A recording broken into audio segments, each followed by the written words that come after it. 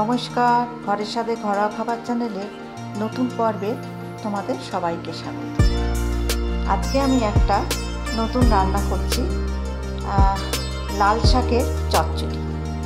এখানে কাট করে নিয়েছি লাল শাক হয়েছিল বাগানে। পাতাগুলো প্রত্যেকটা পাতায় পোকা ধরে গেছিলো, পাতাগুলো বাদ দিয়ে দিয়েছি আর ডাঁটাগুলো নিয়ে নিয়েছি। ডাঁটাগুলো আমি ছোটো ছোটো টুকরো করে কেটে নিয়েছি। আর দুটো আলু ছোট ছোট টুকরো করে নিয়েছি, এরকম সাইজে ছোট ছোট টুকরো করে নিয়েছি। একটা টমেটোর হাফ দিয়েছি, সামান্য কড়াইশুঁটি আর একটু বেগুন। এটা দিয়ে একটা চচ্চড়ি করবো, ডাঁটা চচ্চড়ি, লাল শাকের ডাঁটা চচ্চড়ি করবো। তাহলে চলো আমি কিভাবে করি তোমাদের দেখাই।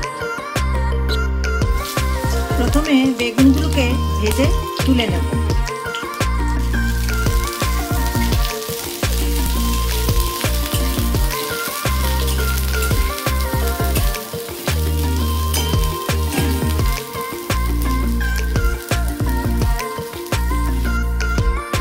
বেগুনগুলো ভাজা হয়ে গেছে, এবার বেগুনগুলোকে সেপারেট করে রেখে দেবো।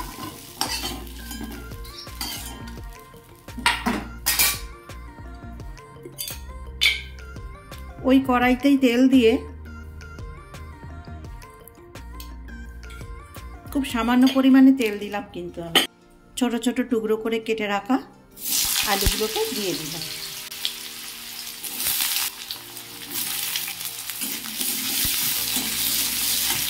এই চচ্চড়িটা খেতে খুব সুন্দর হয়।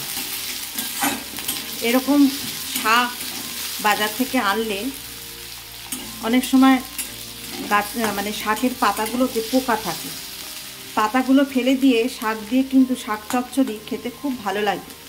গরম ভাতে শুকনো করে খেতে খুব ভালো লাগে।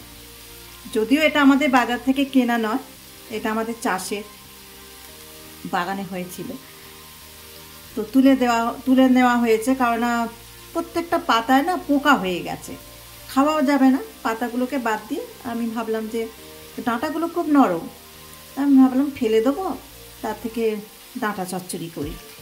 তা তোমাদেরকে ডাঁটা চচ্চড়িটা দেখাইনি, ওই জন্য ভাবলাম যে যখন করব তখন তোমাদেরকে দেখিয়েও দিই কেমন করে করছি। খুব সহজ রান্না, তোমরা সবাই পারবে। আলুগুলো একটুখানি লাল লাল হয়ে এলে এবার দিয়ে দেবো কুচিয়ে রাখা ডাঁটাগুলো। কয়েকটা পাতা একটু আধটু ভালো পেয়েছি, ফেলিনি আর দিয়ে দিয়েছি।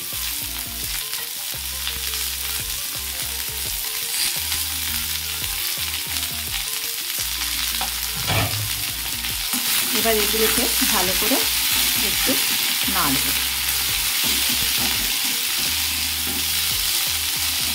লবণ দিয়ে দিলেই কিন্তু জল ছাড়তে আরম্ভ করবে। একটু লবণ দিয়ে দিই।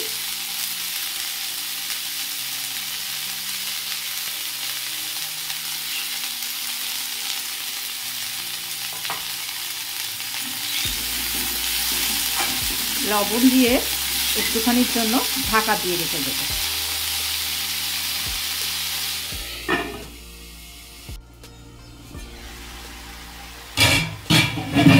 দেখো একটু জল ছেড়েছে, এই জলেই কিন্তু আলুটা সেদ্ধ হয়ে যাবে। আর আলুগুলো দেখো শাকের লাল রং, আলুগুলো লাল হয়ে গেছে। এবারে এই সময় দিয়ে দেবো ছাড়িয়ে রাখা মটরশুঁটিগুলো।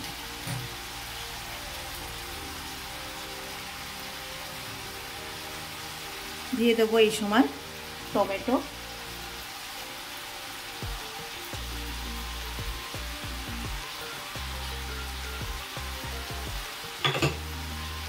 টমেটোর উপর দিয়ে দেবো সামান্য লবণ, এতেই নাকি টমেটো জব্দ হয়ে গলে যায়। আবার কিছুক্ষণের জন্য ঢাকা দিয়ে দেবো।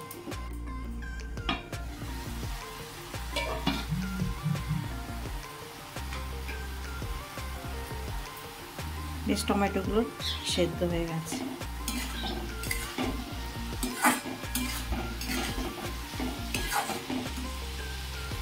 দেখি ডাঁটাগুলো সেদ্ধ হচ্ছে কিনা। একদম ডাঁটাগুলো অস্বাভাবিক কচি ছিল, কিন্তু পাতাগুলোতে কেন যে পোকা হয়ে যায়।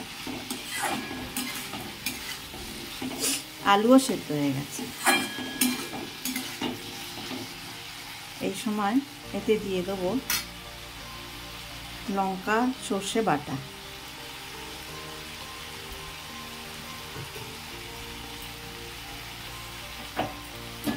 একটু জল দিয়ে দেবো, অল্প অল্প জল দিয়ে দিলাম। একটু মাখা মাখা মতন হলে খেতে ভালো লাগে। আর দিয়ে দেবো এই সময় দুটো চেরা কাঁচা লঙ্কা।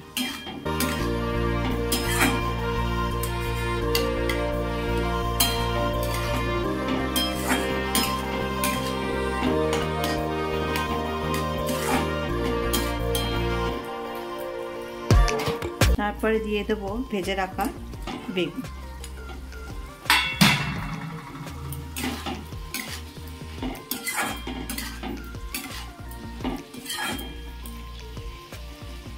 কিছুক্ষণের জন্য আবারও ঢাকা দিয়ে দেবো।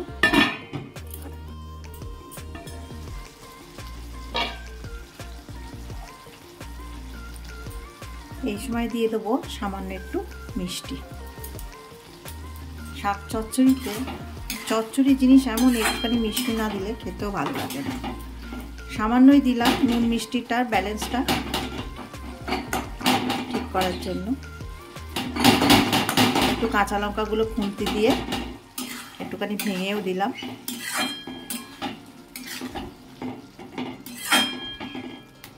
আমার রান্নাটা হয়েও গেছে, একটু বেশ মাখা মাখা টাইপের হয়েছে, খেতে খুব ভালো লাগে। সর্ষে বাটা দিয়ে করলাম।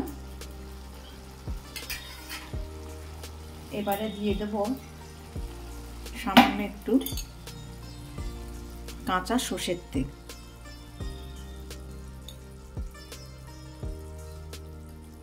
কিছুক্ষণের জন্য ঢাকা দিয়ে রেখে দেবো।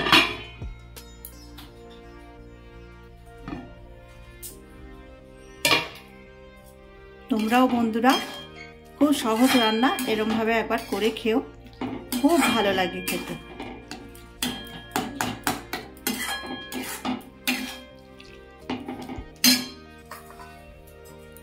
খুব সাধারণ রান্না দেখালাম, আর খুব সহজেই হয়ে যায়।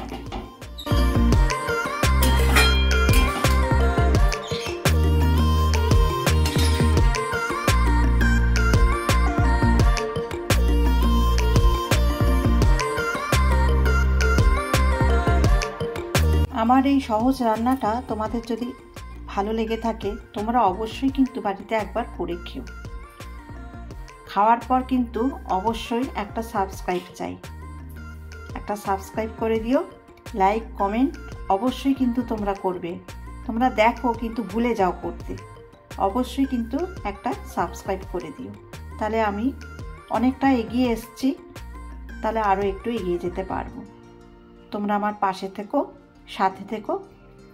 তাহলে আজকে আমার রান্নাটা এখানেই শেষ হলো। আগামী পর্বে নতুন কোনো রান্না নিয়ে আবার আসবো তোমাদের কাছে। তোমরা সবাই ভালো থেকো, সুস্থ থেকো, আর এইভাবে আমার পাশে থেকো।